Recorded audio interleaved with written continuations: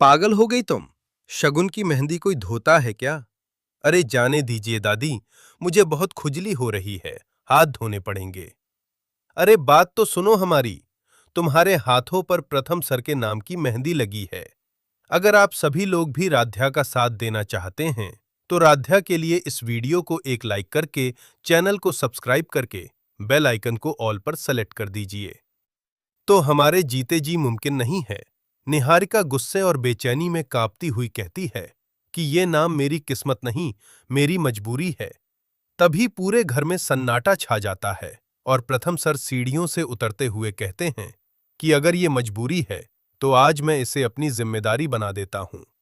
सबकी नजरें एक दूसरे पर टिक जाती हैं। दादी हैरान होकर पूछती हैं कि आखिर ये सब क्या हो रहा है।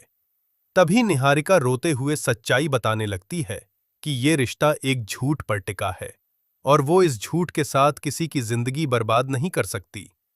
तभी अचानक दरवाजा खुलता है और एक अनजान शख्स अंदर आकर कहता है कि सच्चाई तो अभी शुरू हुई है। पूरा परिवार घबरा जाता है। वो आदमी निहारिका की तरफ इशारा करके कहता है कि ये लड़की सिर्फ तुम्हारी बहू नहीं, बल्कि एक बहुत बड़े राज की चाबी है। प्रथम सर गुस्से में पूछते हैं कि तुम हो कौन?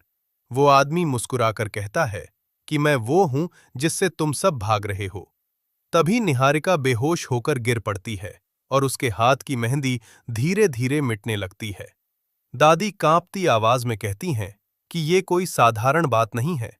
जरूर इसके पीछे कोई पुराना श्राप या अधूरी कहानी है। डॉक्टर को बुलाया जाता है और डॉक्टर कहता है कि निहारिका सिर्फ शारीरिक नहीं बल्कि मानसिक दबाव में भी है।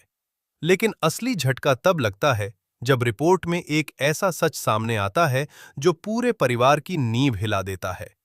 रिपोर्ट में लिखा होता है कि निहारिका पहले से ही किसी और के साथ शादीशुदा है। ये सुनते ही प्रथम सर के पैरों तले जमीन खिसक जाती है।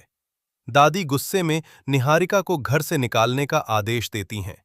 लेकिन तभी निहारिका होश में आकर चिल्लाती है कि ये शादी झूठ नहीं बल्कि एक साजिश थी और वो आदमी जो अभी आया था वही इस साजिश का मास्टरमाइंड है। तभी वो आदमी फिर से सामने आता है और कहता है कि अब सच से कोई नहीं बच सकता। पूरा घर रहस्य, डर और सवालों में डूब जाता है और कहानी एक ऐसे मोड़ पर आकर रुकती है जहां हर रिश्ता, हर भरोसा और हर सच्चाई पर सवाल खड़ा हो जाता है।